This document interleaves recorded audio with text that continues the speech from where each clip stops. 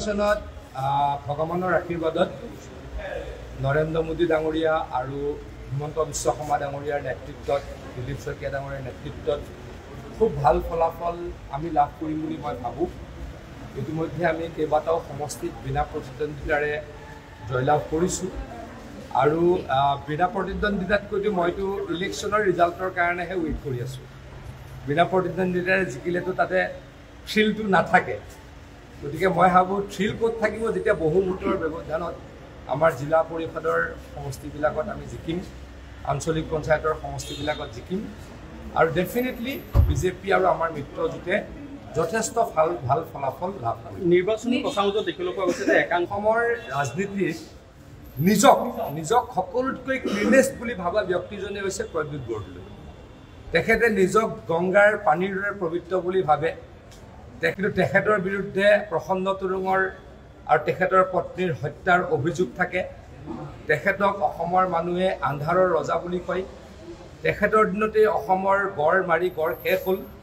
সেই ব্যক্তিগৰাকীয়ে কিন্তু নিজে ভাবে তেখেতকৈ ক্লিন ব্যক্তি অসমত কোনো নাই। মই আকৌ কৈছোঁ, তেখেতে নিজকে গংগাৰ পানীৰ দৰে পবিত্ৰ বুলি ভাবে।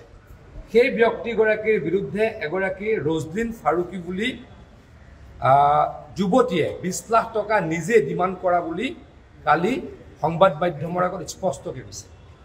আৰু যুৱতীগৰাকীয়ে কৈছে যে নিজে ফোন কৰি কৈছে, ফোন ৰেকৰ্ডো আছে বুলি কৈছে। গতিকে প্ৰদ্যুৎ বৰদলৈ আকৌ কৈছোঁ, তেখেতে সকলোতকৈ ক্লিনেষ্ট বুলি ভাবে, সকলোতকৈ ছফিষ্টিকেটেড বুলি ভাবে। ইংলিছ স্পিকিং প্ৰদ্যুৎ বৰদলৈ ডাঙৰীয়াই এনেকুৱা কাম কৰিব বুলি মানুহে হয়তো অলপ নাভাবেও।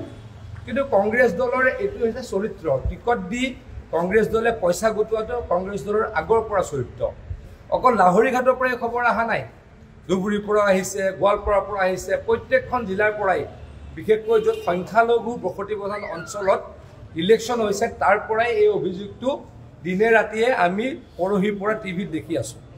সংখ্যালঘু ৰাইজক তেওঁলোকে এইদৰে প্ৰতাৰণাও কৰে। এতিয়া এটা কথা চাওক, 20 লাখ টকা খৰচ কৰি যদি কোনোবাই টিকট লয়, 30 লাখ টকা খৰচ কৰি যদি কোনোবাই টিকট লয়, মানুহজনে সেই 30 লাখ টকা উলিয়াব লাগিব। কেনেকৈ উলিয়াব? অন্যায় কৰি উলিয়াব, দুৰ্নীতি কৰি উলিয়াব। মানে কংগ্ৰেছ দলে টিকট দিয়া দিনাখনেই তেখেতলোকৰ প্ৰাৰ্থীসকলক দুৰ্নীতিত নিমজ্জিত হোৱাৰ লাইচেঞ্চ দি দিছে। গতিকে ইয়াক ধিক্কাৰ দিছোঁ। প্ৰদ্যুৎ বৰদলৈ ডাঙৰীয়া, আপুনি বহুত ডাঙৰ ডাঙৰ কথা কয়, আপুনি কাম নকৰা ব্যক্তি বুলি সকলোৱে জানে, কিন্তু আপুনি ক্লিনেষ্ট ব্যক্তিৰ যি আপোনাৰ এটা চোলা পিন্ধি আছিলে, সেইটোৰ চোলাটোৰ মুখখন খোল খায়।